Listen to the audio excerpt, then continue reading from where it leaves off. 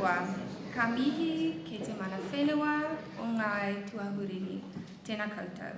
E ngā akungama, e ngā pukingama, e huama, tēnā koutou. Welcome everyone to the UC MBA Thought Leadership Series. And a special welcome to our UC Thought Leadership Series partner, Brannigan's, and members of the Institute of Directors, the Canterbury Employers Chamber of Commerce, the Institute of Finance Professionals New Zealand, and the UC MBA Graduate Association. Welcome. Before we start, we thought let's use this opportunity to celebrate a milestone within the MBA program, and that is the winning of the National MBA Case Competition this weekend. So over the course of this weekend, we had all the MBA programs represented by one team each compete in the MBA case competition. They had 4 hours to find a solution for a local company, and they presented that. And I'm so proud to say that the UC MBA team won the case competition. So before we get the winners on the stage, just to hand out their beautiful award again, I just wanted to give the judges feedback, and I thought this sentence was really striking. You get the award for best pragmatic and realistic approach and understanding of our business. And I think that's really a testament to the redesign of our MBA, where we said we really want to be industry integrated and industry relevant. And really our team showed those skills today. So I'd like to welcome up Scott Mansfield and Pablo Godoy. They're 2 of the members that represented UC today. Graham, seeing as you were on the judging panel, do you mind? Thank you. And in absentia, we had Rushan Nabi and Richard Clark also on the team.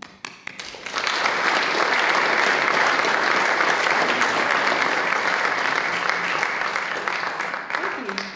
That's it. Thank you. Yeah. I'll stand for a second, guys. Quick picture. Never mind. Too late. Kelly, you're too slow.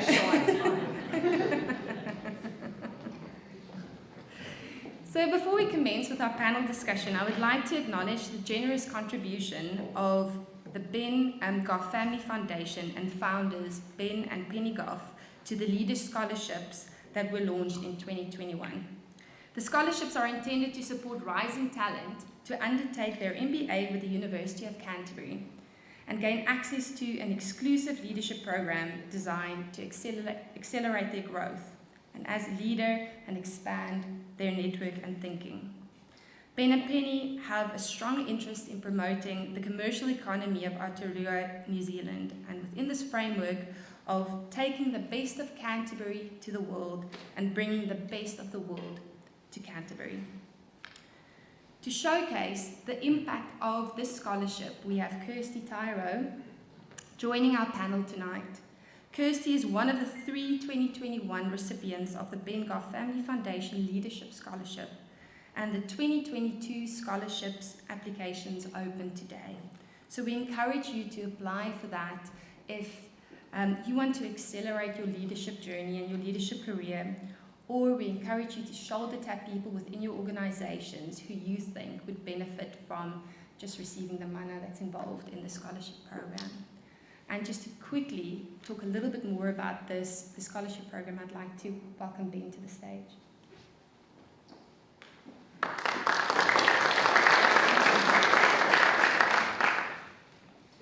Good evening, everybody. Thank you for coming along and joining us. Firstly, I'd just also like to congratulate the MBA case study team to be able to go out and no doubt have to face a difficult task and come through with top marks and taking up the #1 spot. It's a great result, but also reflects really well on not only you as a team, but the university and the MBA program. So well done. Unfortunately, as just mentioned, my wife couldn't be here tonight, Pen. However, I know that I speak on her behalf when I say that we really do enjoy working alongside UC and being able to deliver this MBA leadership scholarship. We're at the beginning of this journey and have launched the program in July last year. We've awarded the first 3 scholarships as phase 1 of developing a cohort of 6 every 2 years. The process of finding and selecting 3 new talented individuals to join our existing 3 begins in earnest now, as just mentioned. And I encourage you all tonight that if you know someone who is contemplating and thinking about the MBA program, please encourage them to consider it. It really is a unique program. Alongside, if those are considering looking at the scholarship, the 2 combined, I think, offer a great opportunity. We want to supercharge leadership talent. We want to provide a unique experience, and we want to provide an unparalleled opportunity. The scholarships provide a range of individual experiences, such as personalised leadership development and mentoring from some truly outstanding individuals. But we're also providing a unique opportunity for the scholars to have a shared experience, such as the specifically tailored Outward Bound program, participating alongside the cohort and some of their mentors, which could be interesting if you're a fly on the wall for that. We hope to curate, unleash and build their leadership potential, networks and relationships in an environment that will assist in their professional and personal development for many years to come. The idea we can play a small part in developing local homegrown talent using our commercial and philanthropic networks, both domestically and abroad, to help our community feels like a really positive way to give back. We're in the fortunate position where we can do this, and it's quite rewarding when the 2 intersect. In our inaugural year, our expectations have been exceeded, and the quality of applications has been incredibly positive and a great reflection on Canterbury and our community. We've been thrilled with our initial cohort of scholars who, alongside their mentors over the last year, have really embraced the MBA Leadership Scholarship and are making the most of the opportunities provided and presented. I'd just like to take a quick moment to thank our mentors, because all are very busy individuals, and who without pause all committed straight away to the idea of participating and helping out. In fact, a number of them have all been wondering how they could have personally actually contributed and given back in their own way. And this program has actually helped be a conduit in allowing that to happen. Rob Waddell, Phil Veal and Catherine Drayton, who's on the panel with us tonight, thank you all. The contribution you've made has been very impressive and very well received. And of course our 3 scholars, Sarah Howe, who I didn't see her, I'm not sure if she's made it here tonight or not, but hopefully she has. She's a senior member of the Solutions and Development team at Dairy New Zealand, and a member both locally and nationally of advisory groups in both arable and dairy industries. Kirsty Tyro, I'll leave her introduction to Elsa Marie, but this is a lady who has delivered complex IT solutions in a national law firm. I'm sure we can all appreciate how lawyers love the small print and have an opinion on most things, and so I'm sure we can all appreciate Kirsty's diplomatic skills must be on point. Simon Shelton, who's also here tonight, joining us here in the front row, is a senior project manager, currently delivering the $340 million Scott-based project. If you thought an MBA wasn't challenging enough, then try doing those 2 together. Welcome to everybody. I hope you all enjoy catching up and sharing experiences. And I know that Kirsty and Simon will be around at the end of the evening, so if you do want to catch up with them, I'm sure they'll be happy to share their current experiences that they've been having with their mentors and the program so far. Lastly, and I will finish after this, but I do have a quick thank you to Amanda Martin. Amanda's our CEO for our foundation. She does all the heavy lifting on our behalf and being able to make these type of events happening for us and getting me along and being here, and also all the work that goes to putting a scholarship like this together. And of course the University of Canterbury and the MBA program, who do work tirelessly in helping to pull this again together and fine-tuning this program. As mentioned, we're still in our first year and we're still trying to continue to fine-tune and make this as best as we can. So many thanks to Elsa Marie, Chris, Ekant and Paul Ballantyne. So thank you for your patience. We've got some interesting speakers here along tonight, which I'll join. and look forward to catching up with any of you afterwards if you choose. Thanks.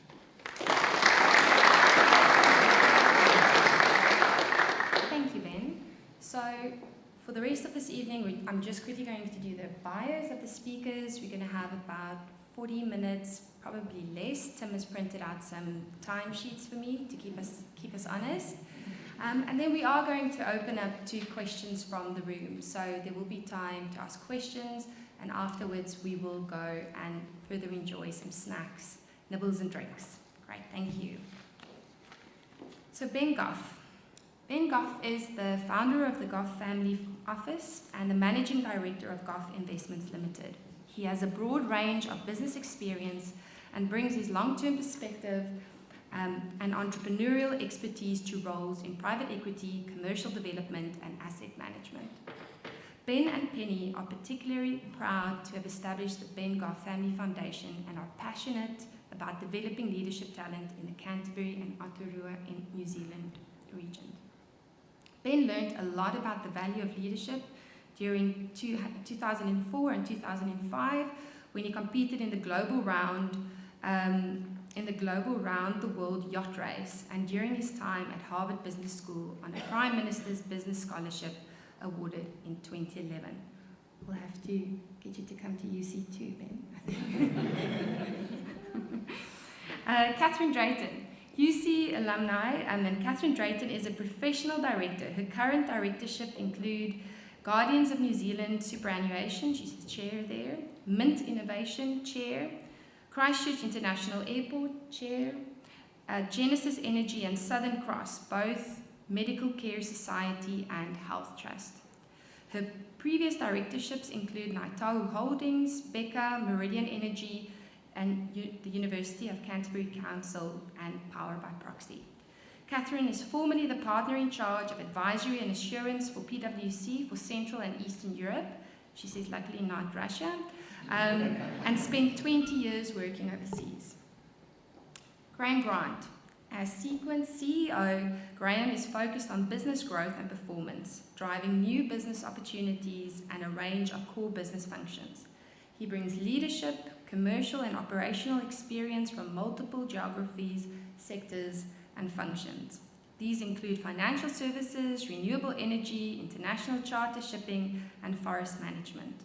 Holding roles in Australia, UK, New Zealand, and he gained a first-class honours degree in forestry science from Canterbury University.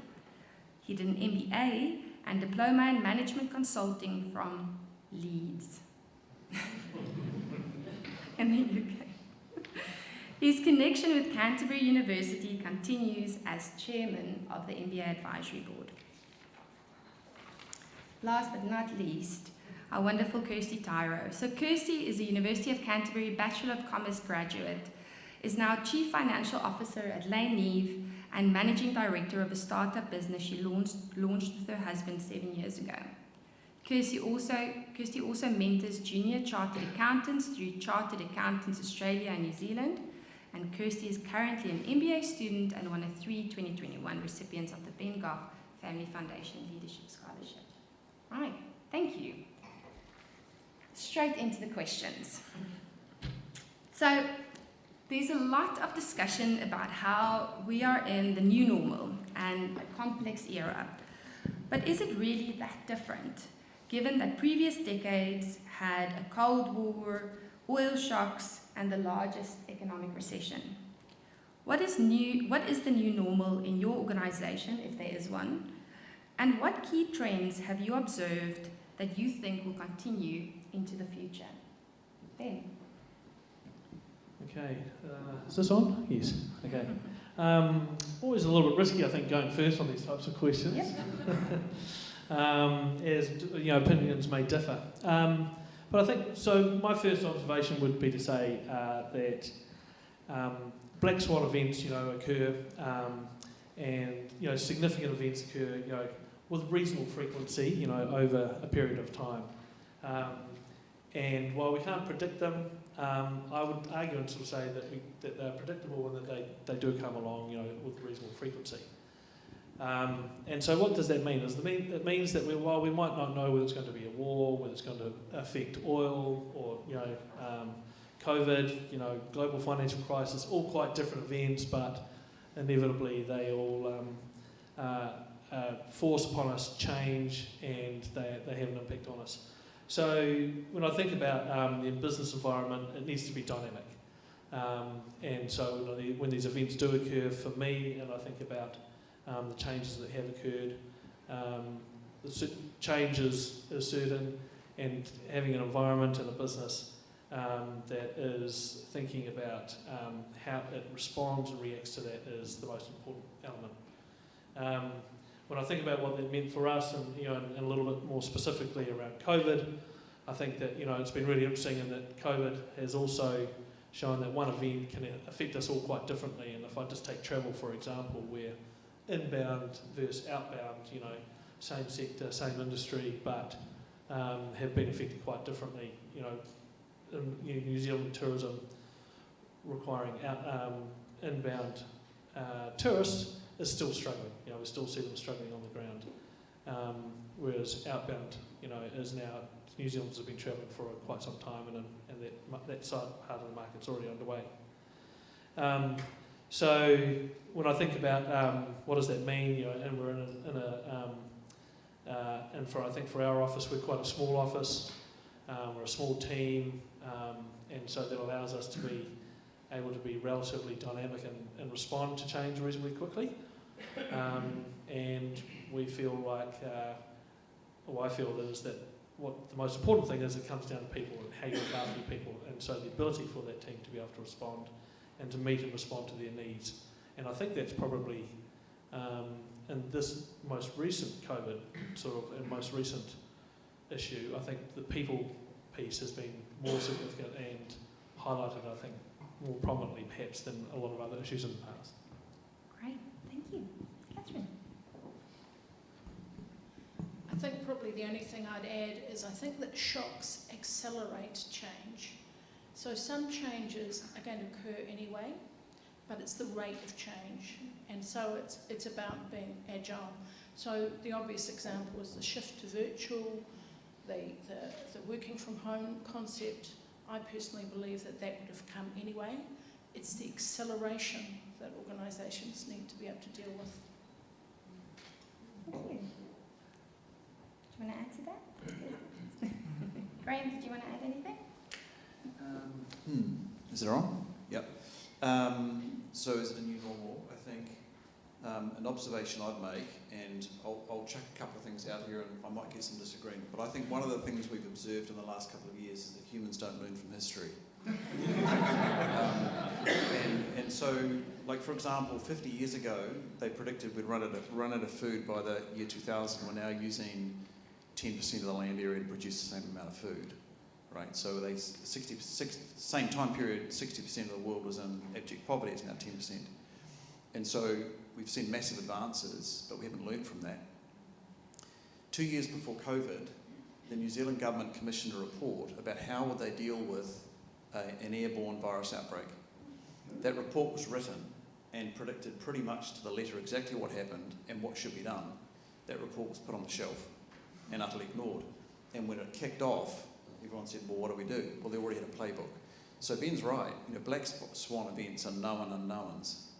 And so arguably COVID was entirely predictable. What do? We put the world into a tailspin. So I think that's interesting. So that'd be one observation I'd make. The second observation I'd make is that what has alarmed me, and I think, Catherine, you've talked about speed, what's alarmed me is the scale up of hyperbole in the last 2 years.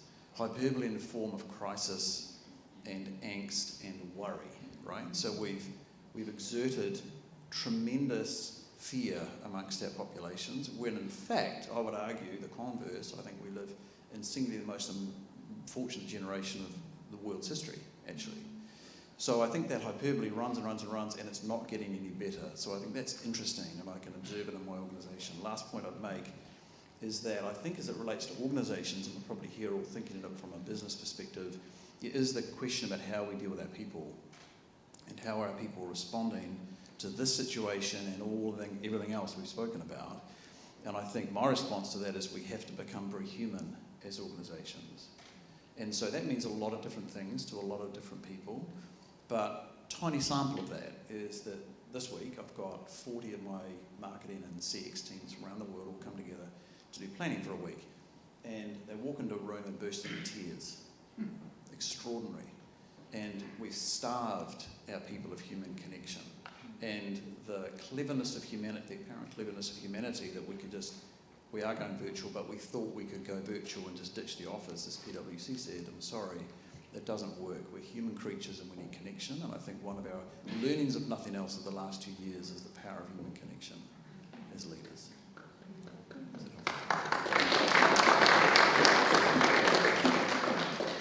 So, do you mind if I ask a question on that? Go for it. Graham, I'm curious. You talked about the hyperbole and whether how much discussion's going on, and I'm curious. So, from a business and commercial perspective, obviously you need to listen to your employees, and it's a really important part of being people on a journey. How, as a leadership, do you manage that? Yeah. It depends which bit. So I think so many answers to that question, but I think 2 leadership responses are necessary, and this would apply, I think, to any organisation. One is, as a leader, you are human. So you care for the whole individual, and you think about, when someone shows up at work, they bring their work face on, but they bring home with them. So we must think about the human, and which means think about their family, and have great regard for those things. So I think you have to expend far more effort doing that than perhaps we did in the past, because we unconsciously ignored that in the past. So I think that's come to the surface, and that demands a wholly different leadership approach, or a more emphasis in the leadership approach. I think the second thing is it's about purpose. And the way to see through that is to create a deep sense of meaning about why you're doing what you're doing. Most humans strive for meaning, they just never admit it, right? So they wander around in life and they do all their busy things, but they're actually looking for meaning. And so the challenge in business is to think about, how does your company exert something that's deeply meaningful and has purpose beyond the firm and has something existential about it that draws people towards it? And if you can land that and get it in people's minds, then they'll simply scoot past some of those things because they're moving forward towards something else. Yeah. Is that helpful? Is that? A bit of a segue from that, I suppose. But what has been your biggest learning experience in your leadership during this time? Graham is pouring water, so we will promptly go over to something. For me personally, it's the importance of being an empathetic leader. It's actually really important to step back and put yourself in other people's shoes. Life is a really challenging, fast-paced game, and it touches on what Graham said before. Everybody deals and processes with things differently. So as a leader, it's important to understand and respect that. And I think by way of example, on the end of the pandemic, with rising cost of living and inflationary pressures, at Lane, my work, we could see our people were struggling. It is a really tough time. And instead of doing nothing, we actually decided to put our people first and give everybody an out-of-cycle pay increase to at least keep up with the cost of inflation.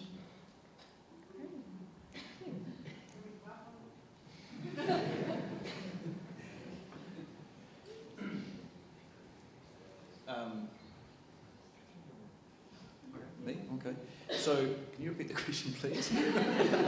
What has been your biggest learning experience in your leadership during this time? Oh, okay. Well, as said earlier, I think that would hold. Mm-hmm. I think the other one is thinking about how you can, how to connect with people in a meaningful way over distance is extremely hard. And that's really hard for us as an organisation. We're a global company, we've got 700 people in 20 odd countries. We've always relied on people getting together. And I think trying to find the adjustment in how you operate so that you can connect quickly, frequently, regularly is such an important thing. And that means taking on a lot more personal flexibility. So if it means me making a call at 4 in the morning or at 1 o'clock in the morning to connect with something, that's just what you've got to do. Because you've got to find that way of connecting across all the time zones and so forth. So I think the flexibility thing is very, very important. Yeah, look, some of the themes, I guess, for me really as well, and I guess is that engaging meaningfully with your team. I think back to some of our experiences, and being on Zooms, just as an example, of watching the idea of suddenly of working from home, I think appealed to a lot of people, and then suddenly working on some Zooms for some people down in Dunedin, and students were sort of working from their beds because it was so cold, or working from kitchen tables with flatmates in the background trying to play, they're playing cricket, or being a bit of a distraction. So I think in the first instance, the idea of working from home in some ways sounds very glamorous, but when you start to delve in and actually work out, is it really that desirable? For some people it's not, because they don't have a home office. They've got conflicts with other people that they might work with. So I think for us, when I think about COVID and really some of the things that came out of it were asking the right questions and being able to try to respond to them. It's not always easy, but at least if you're asking the right questions, you can. Sometimes a problem shared is a problem hard, I guess, for an old saying. But listening and trying to be empathetic to your team. Thank you. I think another thing, I think I already knew this, but I've really seen it, is that people cope with stress differently. So some people relax and breathe and are calm and thoughtful, and they move forward in a considered way. So I see the former chairman of Ryman there, so they definitely did that. They were already moving by the time it was January, before COVID was a known reality. Some people become very risk averse, and that can really change the dynamic of an exec or a board. So one of the big things I think we should take out of this is to truly understand how your exec and your board behave in normal circumstances, and then whether any of them individually shift profoundly when they're put under stress. And some companies, and I see Graham Ewing in the audience, commission psychometric tests for their exec. I can tell you hardly anyone does that for boards, which I think should be a big learning. Thank you. Thank you, that's great. So, Kirsty, learning about leadership practices and having access to expert mentoring through the scholarship program amidst all this chaos must have been both daunting and exhilarating. As an emerging leader, what new aspects of leadership have you observed that you're excited about exploring in the future? Thank you. I think there's probably two aspects that I'm most excited about. And first is change, the pace of change, and then also how the definition of a leader's role is evolving. The pandemic has really highlighted the challenges of change, and I think our society is right on the edge of momentous change in terms of society and cultural aspects. We're so used to technology. Technology is only ramping up, but there's a lot of other things that are going on. And I think to quote, to improve is to change, to be perfect is to change often. And continuous improvement is our new normal. And with that brings opportunities and development for our people. And organisations and leaders in turn they need to be agile and nimble and support people to adapt. And then in terms of the role of how a leader is actually developing, gone are the days of our hierarchical structures where leaders are inaccessible. Today, leaders' role in society is actually to take people on a journey and bring the best out of them so they can all work together. And great leaders are not defined by their individual traits or talents, but how they can manage and develop talent. And they're two aspects that I'm quite excited about being an emerging leader in society at the moment. Thank you. Thank you for that. So off of that, for the rest of the panel, I mean, have you had to adjust your own leadership or management style in the past 2 years? We've alluded a bit to this in previous comments, but anybody want to add to that? Off of Kirsty's comments? I like that. 10 out of 10. That's an A+ in academic language. So we have some great examples of companies in New Zealand and Christchurch in particular becoming international industry leaders with a global presence. Sequent is one great example of this. What are the critical lessons, do's and don'ts for leaders who want to enter the international market, Graham? So there's a big first order question, which is what business are you in? So manufacturing, are you tech, are you services? There's a big first order question there, so you've got to think about that and think about your ownership structure and all those sorts of things. I think, so I can only relay it from our experience, because in prior companies we've already been overseas and didn't enter, we entered. So to put some context on it, when I started we were 40 people, we had one office in Mandeville Street and no one overseas, and then quickly within a year we had 4 offices overseas, and then we built and built, and now we're 20 odd or so. So this question comes up a lot from small scaling companies, because typically the DNA is start a company in New Zealand, get going, make something, oops, need to sell it overseas, how do I go overseas? It's a pattern that goes again and again, and there are usually a set of truisms that we find show up that need to be thought about. One is think really hard about IP. We bought 6 companies in the last year, and they were all around the world, and they were all in a totally different place in terms of the lock they had on IP. So particularly for tech, incredibly important, but for any business, get your IP sorted out, because if you go somewhere and it's not sorted out, you're going to get run over. So, and everyone forgets about it, almost do. So I'd say that's important. Then when you're going, think about how are you going to go and what's the cost of distribution to get there. And that story depends greatly on sort of where you are. There are some tricks through there. If there's anyone in the audience that's thinking about going overseas, your first phone call should be to NZTE. They have some absolutely fantastic landing resources about what to think about, some frameworks and some rubrics and checkboxes and so forth, so you should do that. You should bring on expertise. We brought on expertise. We didn't presume that we knew it all, but we hired people who had been there before, important, and then geographically we hired advisors in markets who knew markets and understood them. So through my own personal networks, I found people for Russia, Brazil, the UK, Chile, all these places who are domain experts, often retired actually. We pulled them out of retirement and they'd work a day a month, and they're still there today, 6, 7 years later, amazing.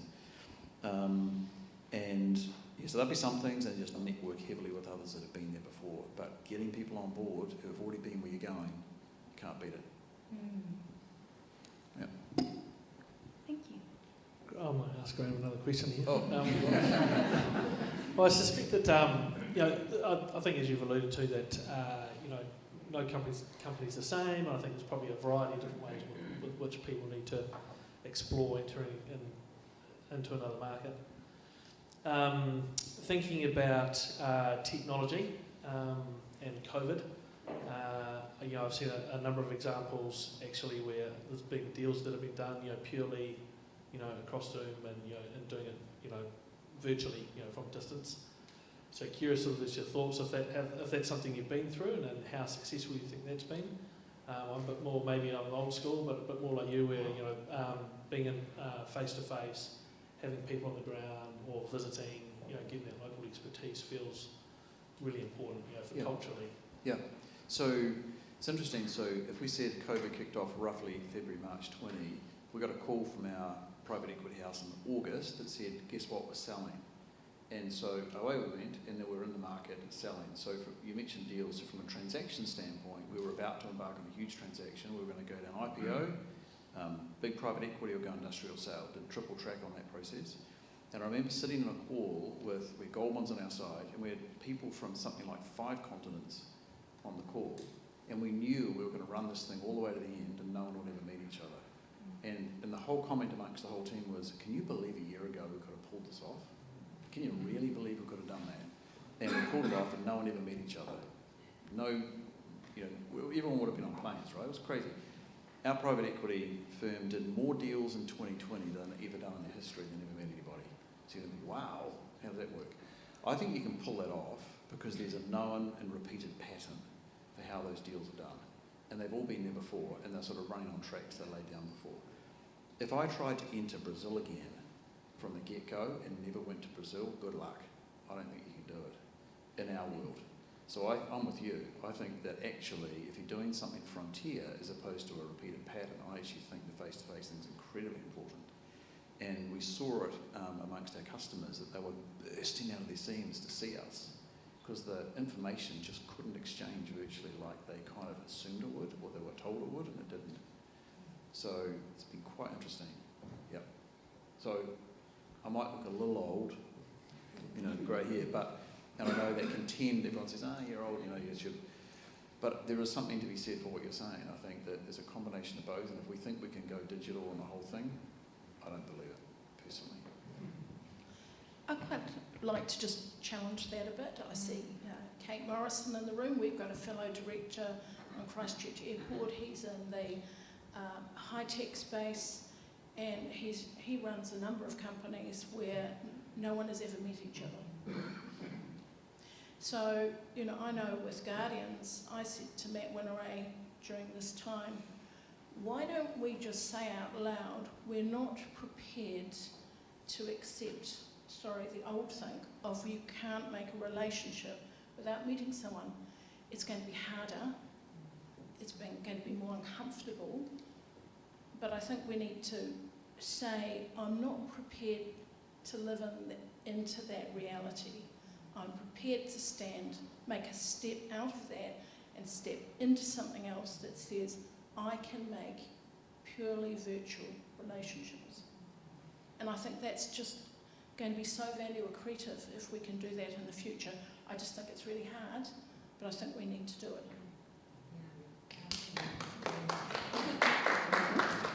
I'll just add to that. I think that's really interesting, and I tend to agree. And I think it's far easier for the next generation or the rising generation who are far more attuned to doing so much more digitally, virtually, etc. And I think that New Zealand is laden with small to mid-sized companies that are trying to find, just because we have a small population, they're trying to find how do they really exponentially grow, and to do that New Zealand is very hard with a limited, sort of scope and size and geographically constrained. But if you can do that virtually and you can get the offshore exposure digitally, then I think that probably allows a number of New Zealand mid-sized companies to be able to take off or grow. I see some people's fingers itching for a microphone. We're going to get there.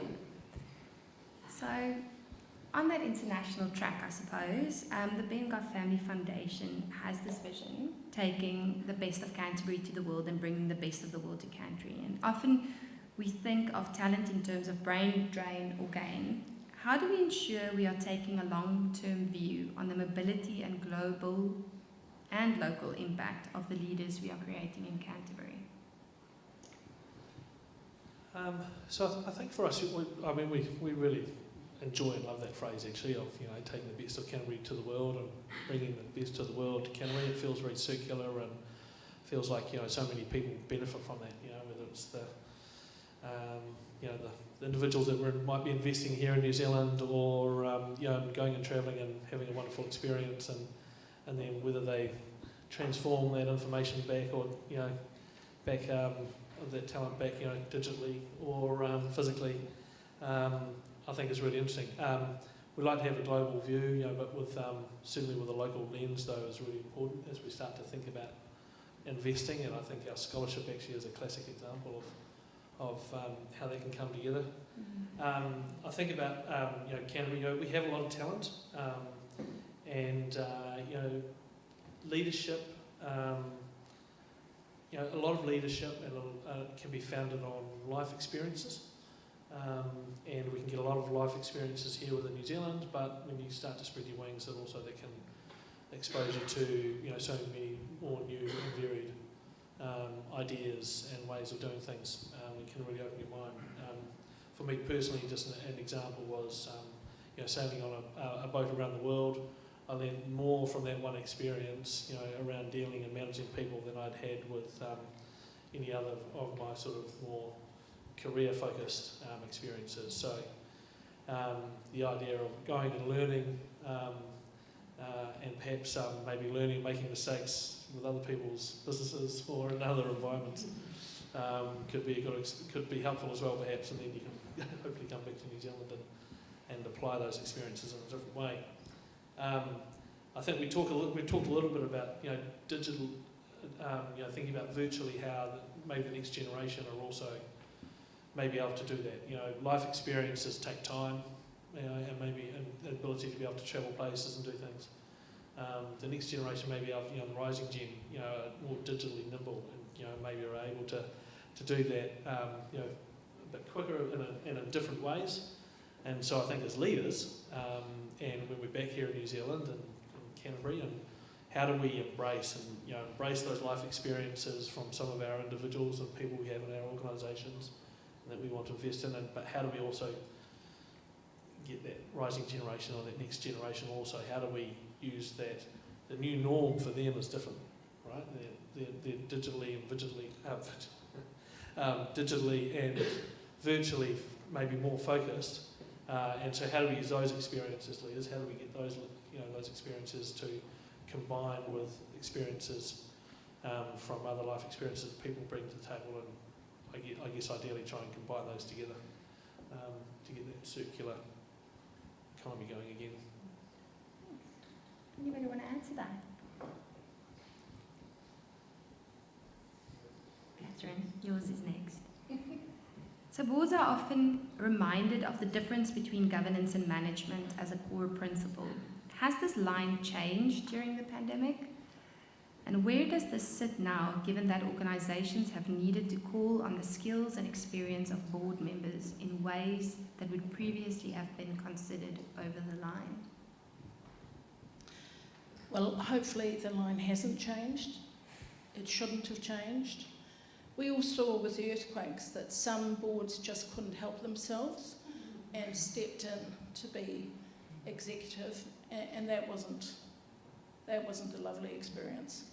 So for me, I'm really clear in my mind that when things go wrong and when things go really right, boards are supposed to be there to help, to coach, to hold to account, to encourage management to be eyes up, not eyes down in the detail, and that role doesn't change, shouldn't change. And I think a good governor, when things go wrong, says, let's be calm, let's be let's be calm, let's be thoughtful. I'll tell you a story about Malcolm Johns, he won't mind. One of his businesses had trouble during SARS. When we had the start of COVID, he said to me, during SARS I spent quite a bit of my time with my head down the loo. And, I just said to him, so that's not going to happen here. We will be calm and thoughtful, but we will also move quickly.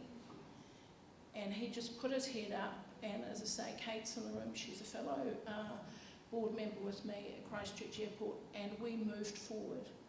And there was never any pressure on that management team to make rash decisions. No director put their fingers in, and that exec team got the support it needed. So I'm a great believer in keeping the line. And I think you can actually practice holding the line. So at the airport we practiced having an earthquake. The day before the first big earthquake, actually sat phones arrived, were charged and were distributed because we'd learnt we needed sat phones. We'd practiced for a pandemic. Okay, not one with this length. We'd practiced for a terrorist event. We didn't know that the police would decide when there was actually one that they would go into the centre of town and leave us with no police at the airport. But we'd practiced. And so I think you can anticipate a range of bad things that could happen, and you can try and learn from that.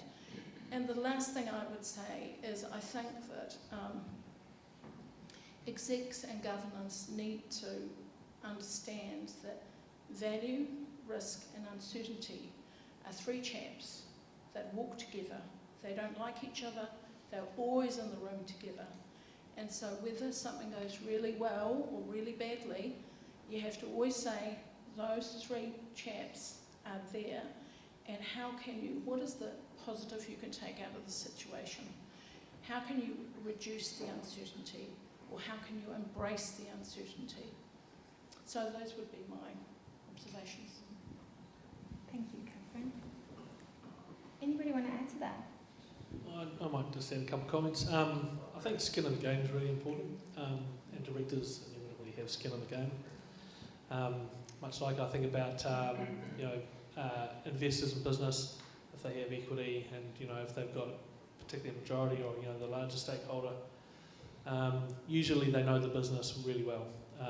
And when things do go wrong, you want to have people there who are motivated and understand that business better than anyone. Those that have the skin in the game, usually that's where they sit.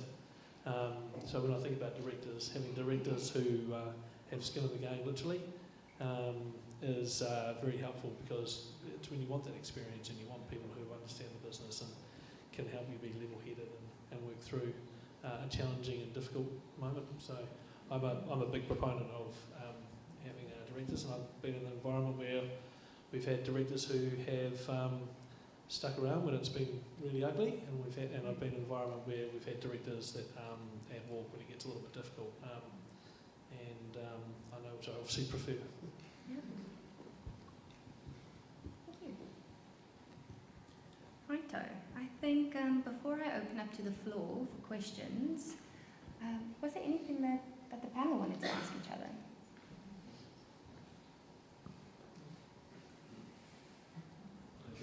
From the floor? Yeah.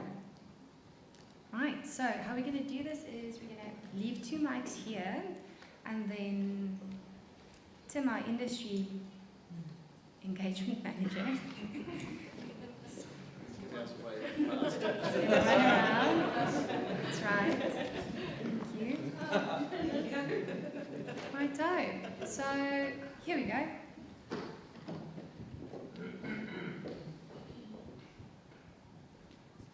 Greetings.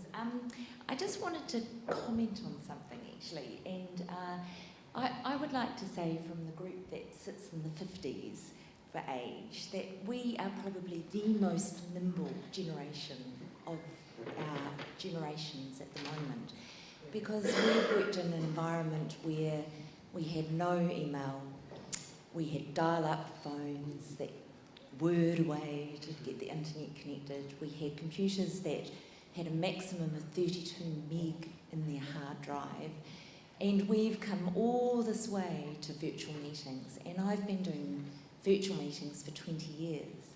So I work from home, very few of my clients I have ever met, and I have a great relationship with them. So, I think that's not an age thing or a generational thing. I think we are nimble. And so I guess there is a bit of a question in there, is that why we continuously think that the youth of today are the nimble generation and we are not the nimble. Because in fact, if I look at the way perhaps our youth deal with resilient type environments, they don't deal well with that. Anxiety is rising in our environment. We have more and more people, they are the panickers, and we are the ones that hold the line. So it just worries me that continuously we are removing people from boards who have grey hair because they don't understand how this new world works. But I would question that we do know how that works. And that's probably a great question to ask the youngest person on the panel.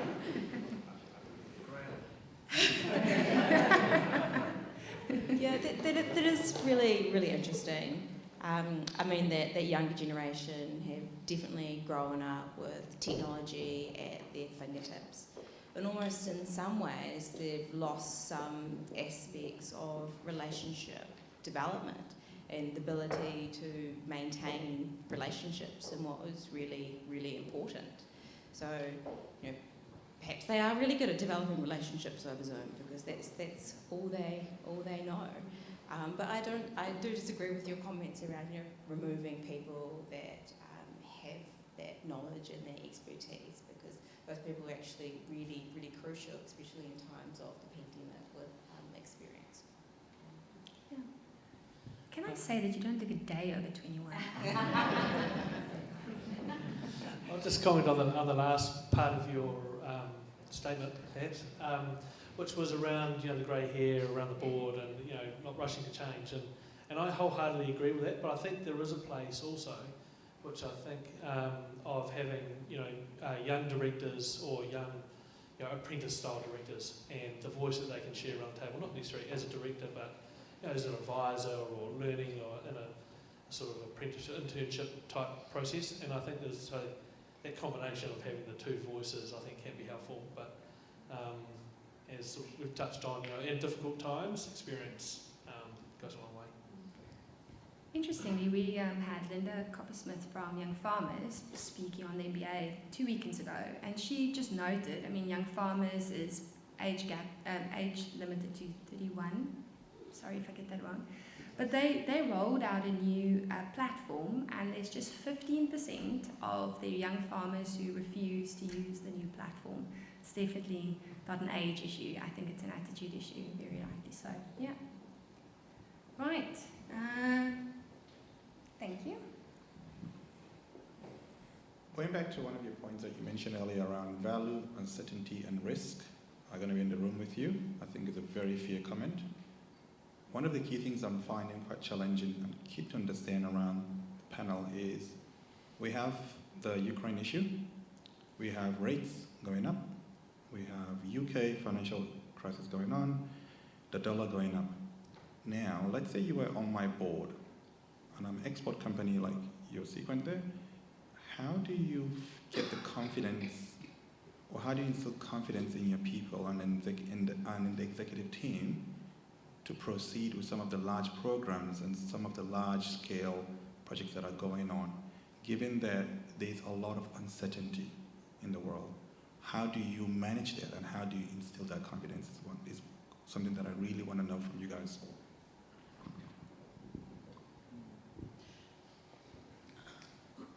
Uncertainty doesn't impact all companies in the same way. So I spent 15 years in developing markets.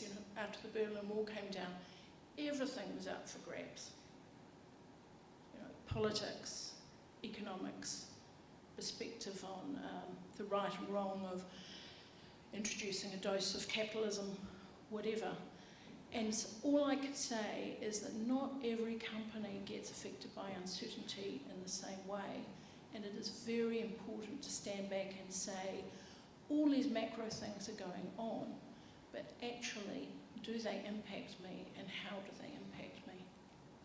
And I think that was pretty much, when you were talking about going into new markets, and you said you need to reflect on what sector you're in. So that's my starter for 10, is being thoughtful about what uncertainty actually is going to impact you. And remember, uncertainty always has another side to it, and that's the upside. So I think a lot of people spend a lot of time thinking about the downside of uncertainty, but there's upside in uncertainty. You just have to work hard to find it.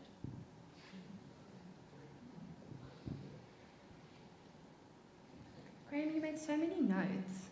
You're so quiet. I was writing down a bit of wisdom from here.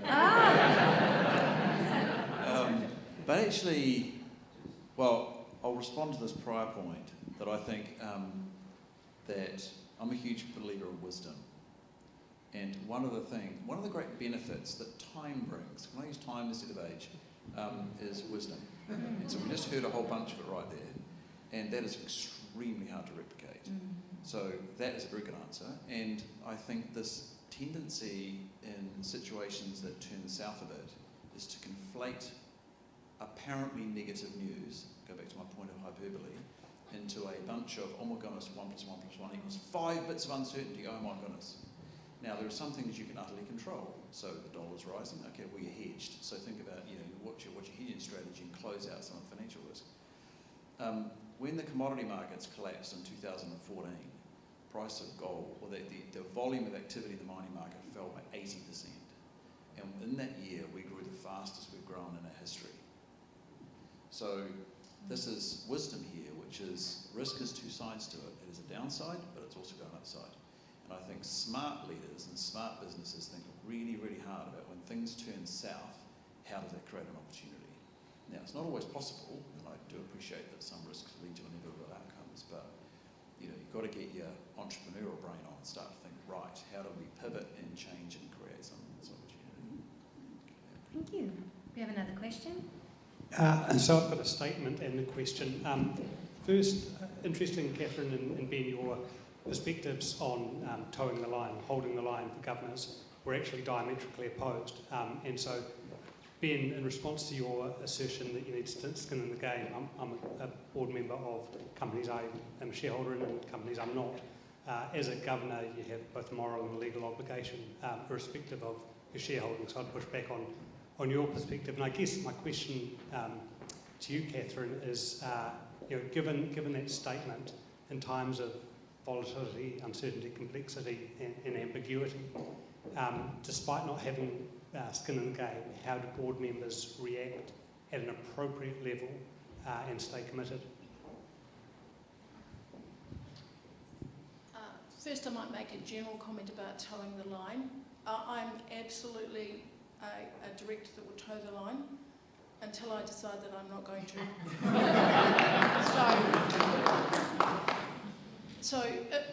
I think for me, I'll give an example of Guardians.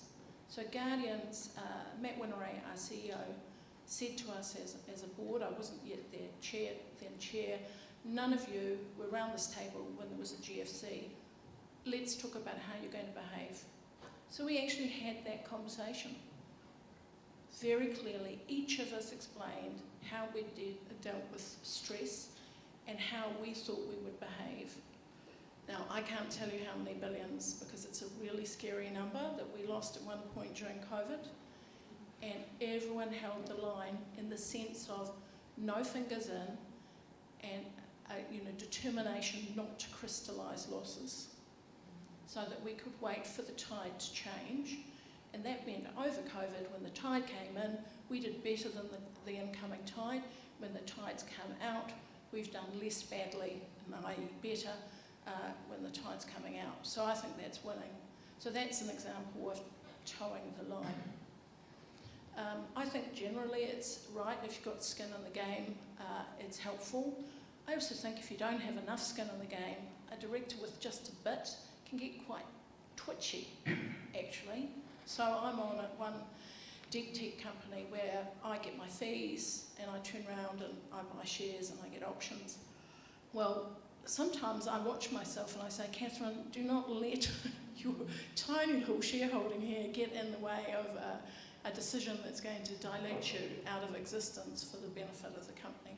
So I think that, you're right, the skin in the game is good, but it can be a problem if a director doesn't have enough skin in the game.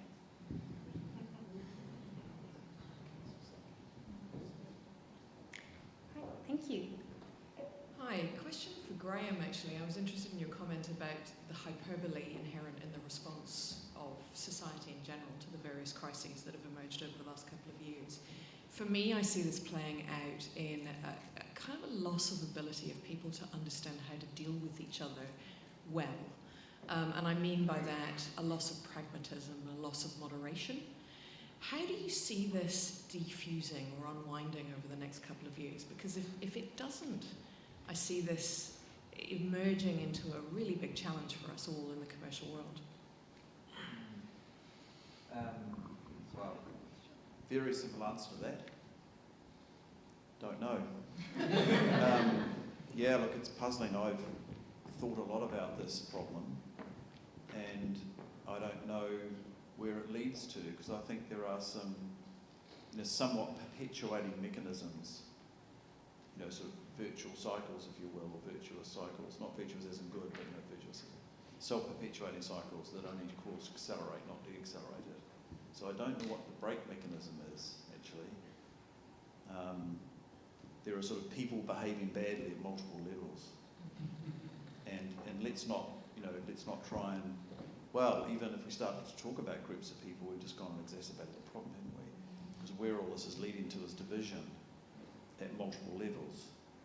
And so, we could talk about that and give lots and lots and lots of examples, but I actually don't know what the break point is.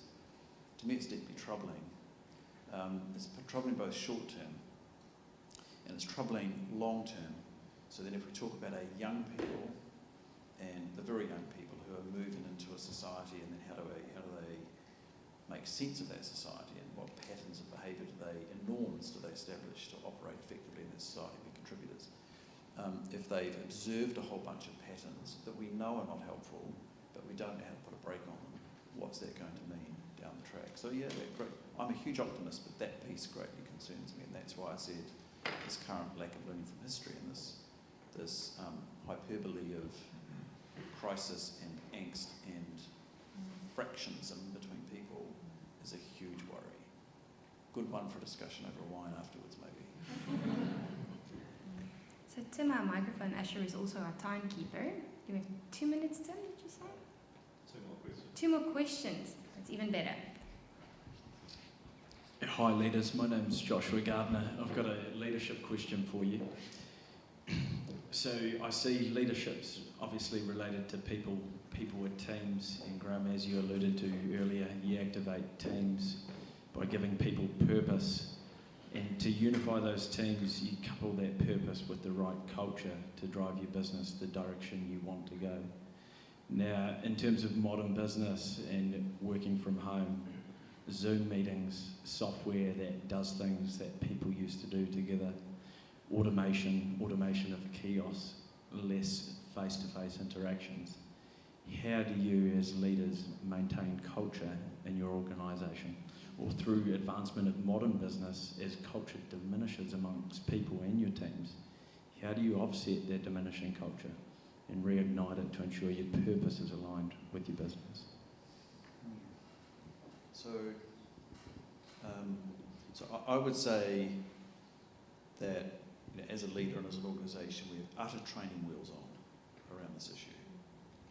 So if anyone purports to have an answer and believe they know what it is, please come and tell me. Because I think there's a lot of protestations of ideas that purport to be, deep knowledge and understanding. I'm not sure we do understand it. Societies are built on patterns of long periods of behaviour and actions that build up a general understanding. I don't think we have a general understanding around this yet.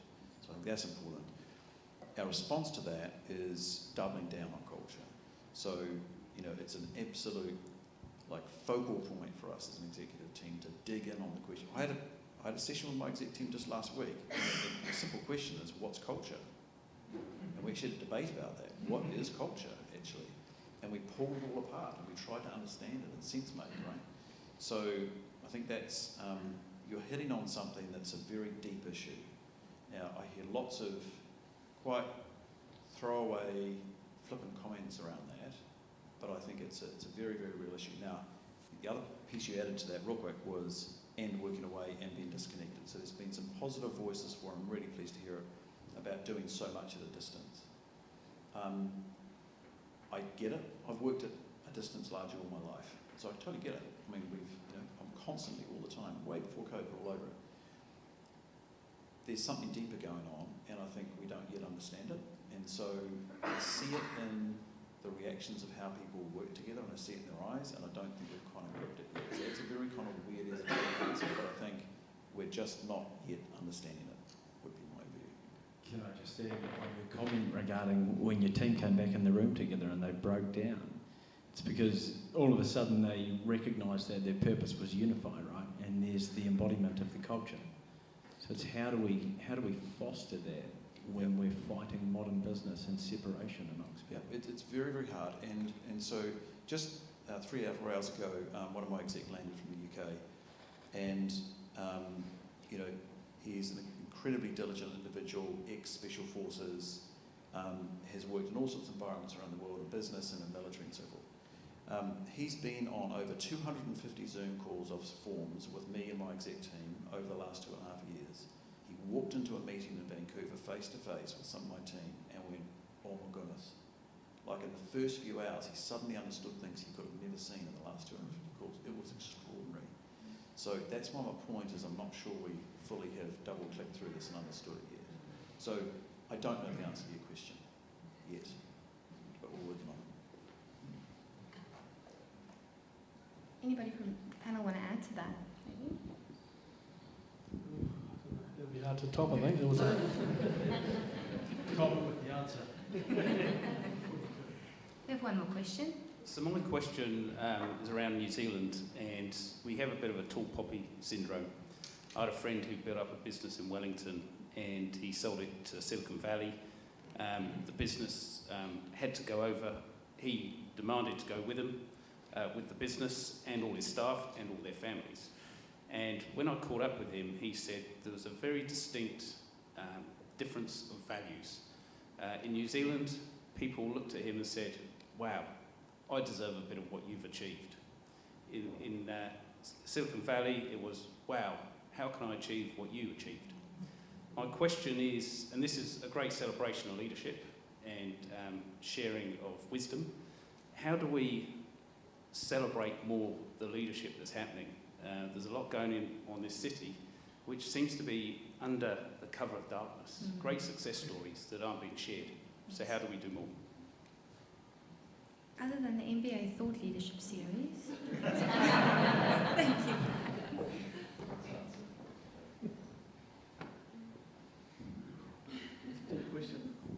Okay, shall I have a go? I suspect, like Catherine, I've worked overseas more than I've worked here, and so I frame things slightly differently, but I recognise what you're saying, Alex, and I've got to be careful here because he used to work for us. And, there's a few things going on. When I was in Australia, they used to say, you Kiwis, you can never do anything big. There was like, and what they were saying was that there was a perception about how you go forward. Now, some of the directors in the room may beg to differ. This is years ago, this comment, but I thought it was an interesting comment. And I went to Slovenia, and they said the same thing of themselves. We can't do anything big because we're so small. It's like a framing thing, which is very, very interesting. Cultures are deep. And that Silicon Valley, that's two massive extremes to compare, right? We know Silicon Valley culture, which is unique to Silicon Valley, and it's not like a whole bunch of the US, but the US has some patterns which are unique to the US. So I think we have to understand where we've come from, our culture, and sort of where we are. That's a starting point. Then there's a Canterbury issue. And I think that there's a whole lot of things going on at Canterbury. There's been an interesting exercise run recently about thinking about some rebranding. That's another whole conversation. But I think Canterbury has a persona that it somehow has got to get underneath and deal with. And part of that persona is the amazing things that are going on.